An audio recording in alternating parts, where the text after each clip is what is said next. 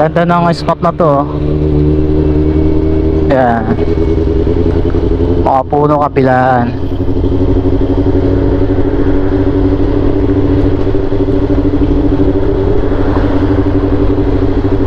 Yan, ah. Wow. So ngayong araw na to, ang auto pala natin 219.1 at babalik na ako sa Maynila.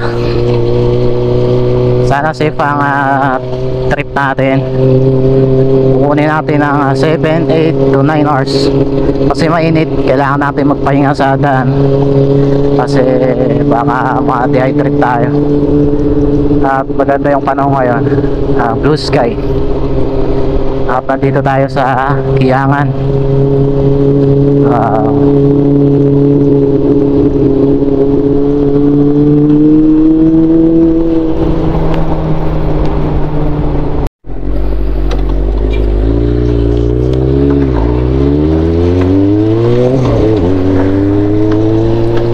So full tank na tayo. At kanina may tatlong GS na dumaan. Mabibilis sila. Hindi tayo makasabay sa kanila.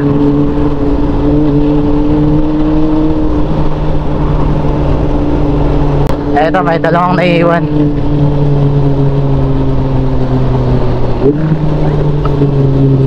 Saan kaya mga to?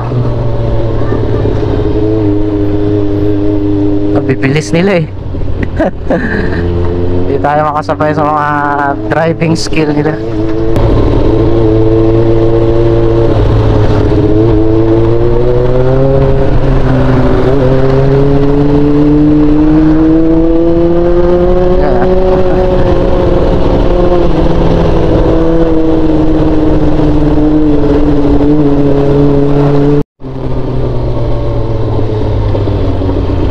Para may twist, dito tayo dadaan. Isang daanan, tumbok niya Solano, Nueva Vizcaya. Kasi dati dyan tayo dadaan dati dyan sa National Highway. Ngayon dito tayo dadaan. Maganda yung tanawin dito para hindi mainit. May mga puno sa gilid ng kalsada at saka pala yan, presko sa pakiramdam.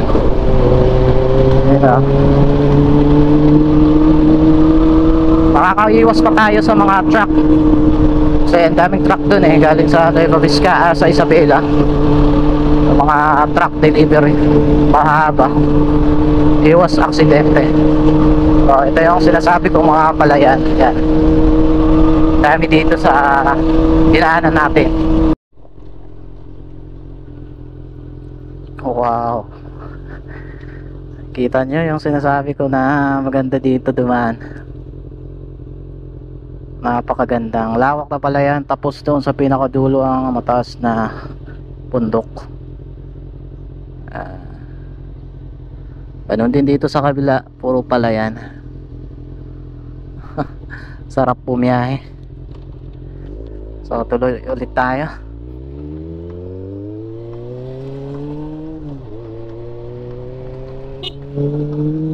Ganda. Mga puno Nangalisan. Dito tayo pala sa Nangalisan. Ang barangay na to, Nangalisan. Wow. Sarap. Ganda naman. Kaya gusto kong bumiyahe dahil masarap sa pakiramdam na makakita ng mga ganitong mga tanawin. Kaso hindi natin magawa-gawa kasi meron tayong trabaho. Hindi naman pwedeng puro rides na lang tayo. Kailangan natin magtrabaho para may panggas tayo para makapag-rides, makapag-ride sa mga ganitong lugar. At mukhang fiesta ata dito. Happy Fiesta ng Alisan. Totoo nga, fiesta dito. Happy Fiesta Barangay Nangalisan. Mabuhay kayo.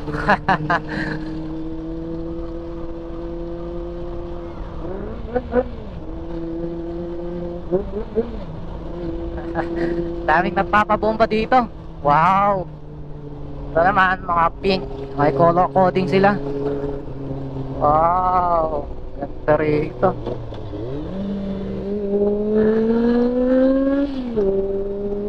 Daming mga ano.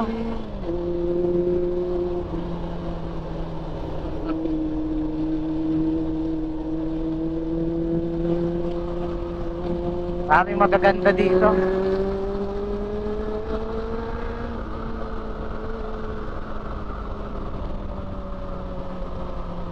Ito. Yan, mas malapit tayo sa bundok. Wow.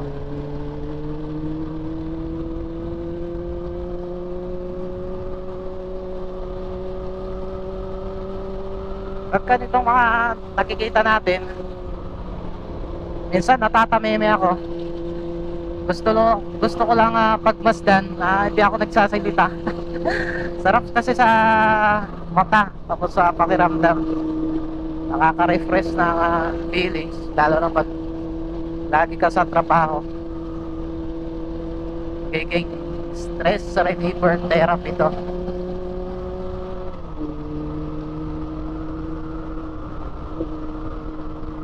Ganyan. Maganda to paliparan ng drone. Kaso ang problema, wala tayong drone. Camera lang ang meron tayo. Sana sa susunod makakuha tayo ng drone kahit second hand man lang, para maipakita ko yung mga mga nagpapabomba. Hindi ko maintuhan kasi takbo natin 60, mahirap renohan eh. Mabigat pa tong motor natin. At nandito na tayo sa ito na pala yung dulo ng Barangay Nangalisan. Ang ganda ng lugar dito. Dito pa rin sa Nueva Vizcaya. Wow.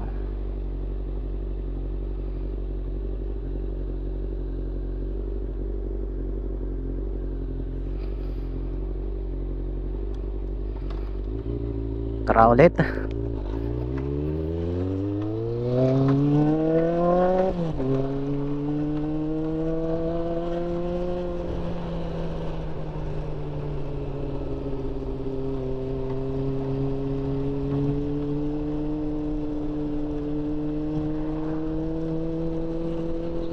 So, palabas na tayo dito sa Bayombong. Bayong Arko ng Bayombong. Diyos ti kumuyok kanyayo amin. Mayor Tony G. Bagasaw.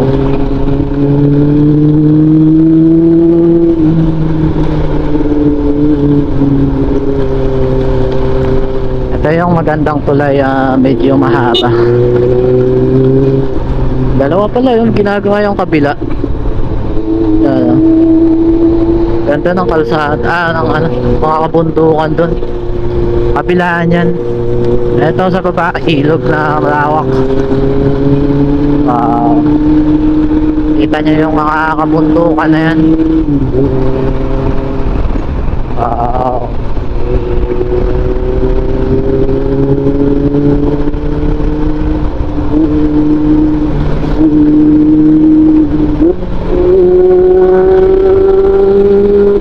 Dito naman sa bandang kaliwa ang mga paintings,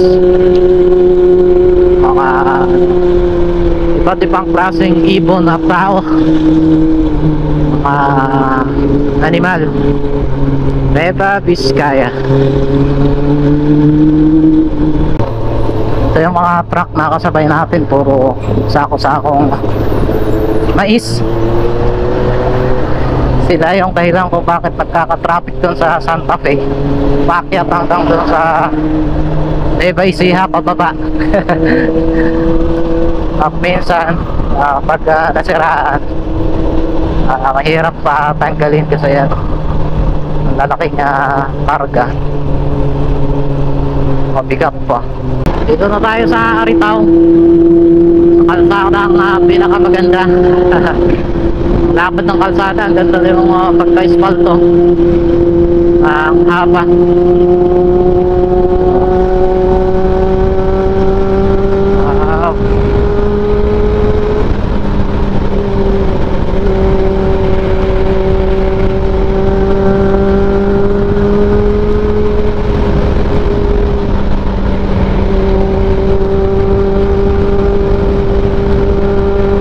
Ganda naman ang kalsada na to.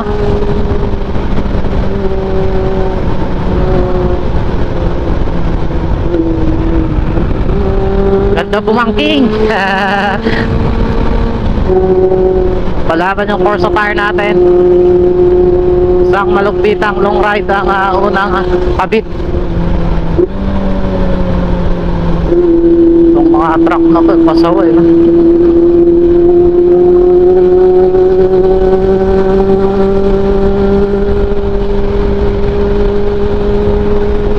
Dami mga produkto ng Aritaw dyan, mga walis.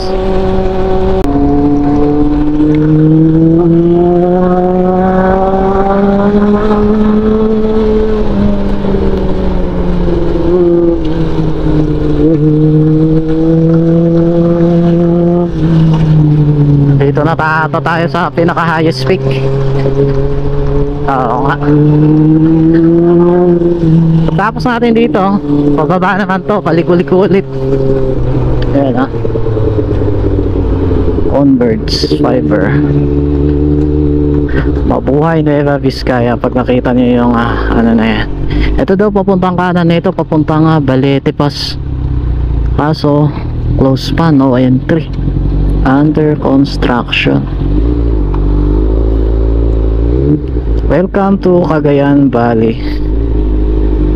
Dito na tayo sa Mabuhay Nueva Ecija. Picture tayo.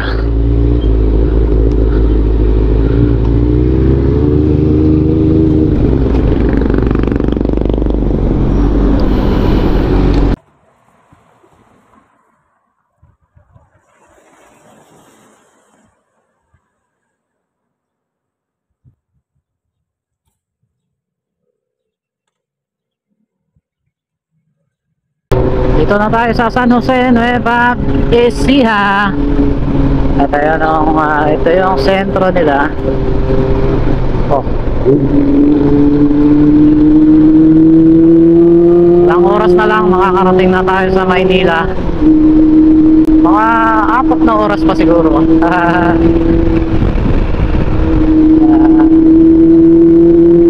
Ang init mo, Nueva Ecija. Bakit yan? Palaban tayo sa init.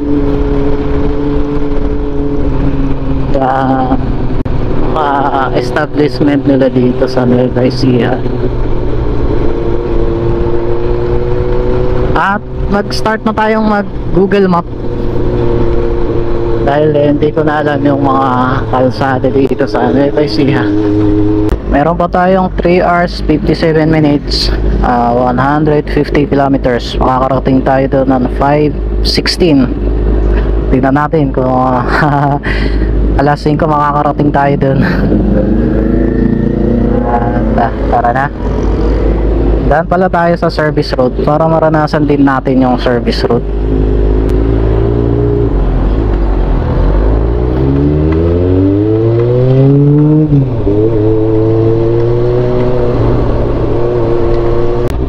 Agro-industrial. Dito tayo kakaliwa.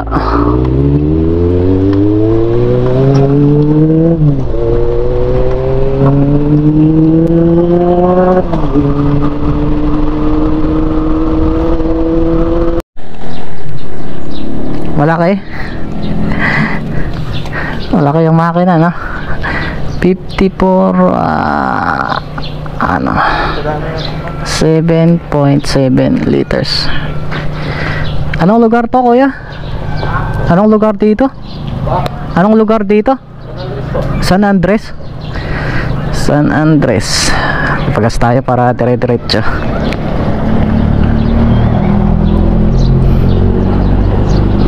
7.7, 564 1 liter.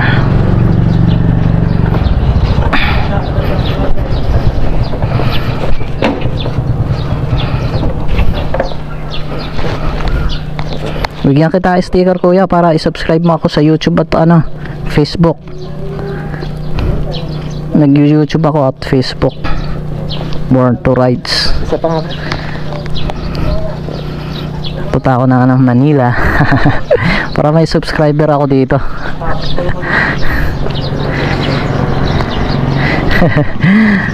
Diba? Para may subscriber tayo dito sa Nueva Ecija. 140 kilometers pa. Let's go.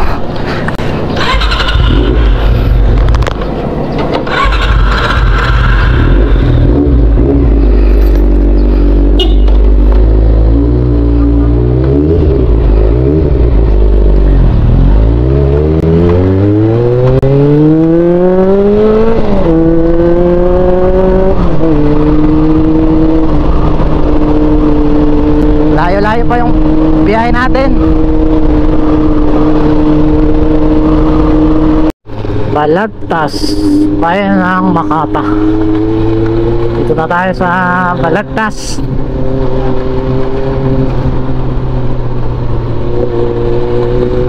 Yung traffic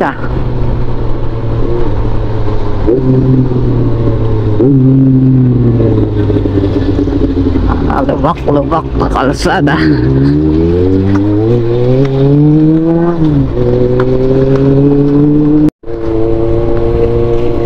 Dito tayo sa Talavera River. Yan Welcome to Talavera. Ayan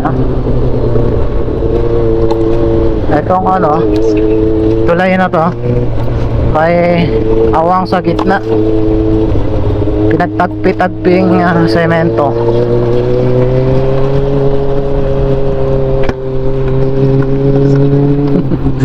Tuyong-tuyo yung mga puno at saka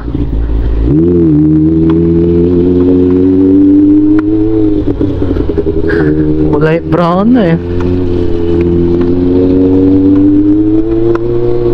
Grabe kasi yung init.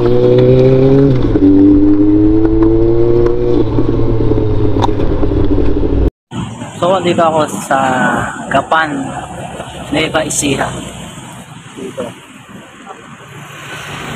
Kain muna ng watermelon, mura dito Ito, 50 lang Ganyan kalaki. Tapos, ito sa kapila, 2 for 150. Daming kumipili pahinga muna kasi ang init dito sa Gapan. Kailangan nating mag-hydrate. Itong watermelon para busog tayo, may tubig pa sa katawan, diba? Alright. Sabi pala dito sa Valenzuela, mahigpit daw yung dito sa bike lane. Tignan natin yung mga motorista kung dadaan sila sa bike lane. Kung hindi, talagang mahigpit sila.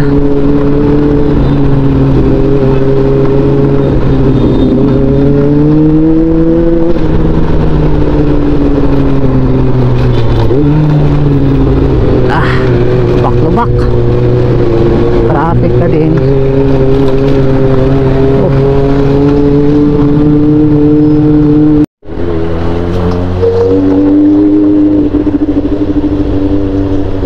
Ano tong rotonda na to? Rizal Avenue.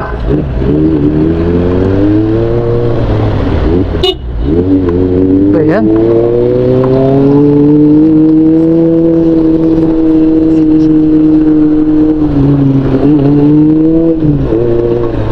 Quezon City na ito to. Oo nga, monumento. Haha. Grabe naman ang bungod ng Quezon City na to. Dito na tayo sa monumento at ito na, traffic na. Anong oras na kasi? 5:05. At least andito na tayo sa NCR. Alright, dito na tayo sa Manila, Sampaloc, Manila. At malapit tayo kay Shopman. Dito lang sa baba, bandang kaliwa. Tignan natin ano kayang ginagawa niya. Matagal din na di ako nakapasyal sa kanya eh.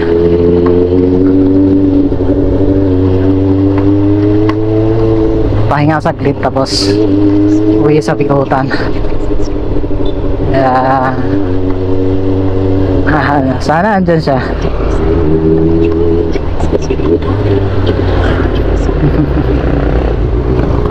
Putik. Wala ate.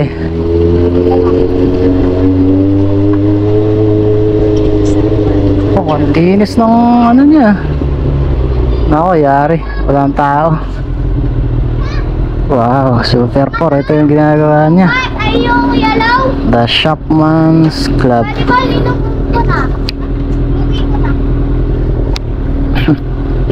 Ako kaya i-park. Dami niyang gawa. Ulit pangalan ng aso nila, anak? May pinupo siya oh. Ha? Ito wala.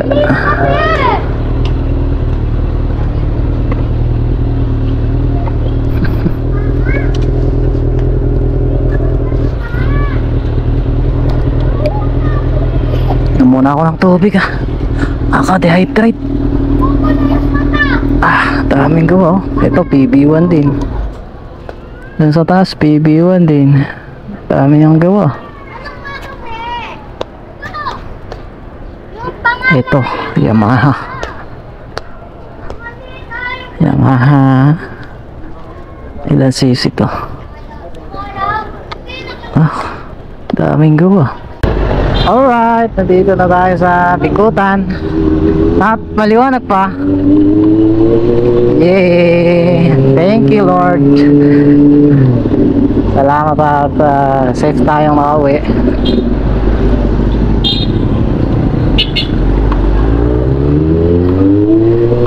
Anong oras ako nag-start? 8:30 or 9? Parating tayo dito ng anong oras na ba? Mamaya tignan ko kung anong oras. Pasado 4:45 siguro. 4:45. Yeah. Time check natin 6:17 pala. Okay na din yun kasi puro tayo hinto. Hindi naman dire-diretso yung biyahe natin. Huminto tayo ng ilang beses kasi nga ang init. At mayroon tayo ng mga tubig at iba pa. So bike check tayo ngayon. Okay naman, maganda yung performance. Yan, smooth pa rin. Tibay na ito. Ayun yung dala ko. Yan. At syempre yung gulong natin na Corsa tire. Yan. Good job. For sale na ba to? For keep yan. Dami namin pinagsamahan yan kaya for keep. Yes. Very good tong motor natin.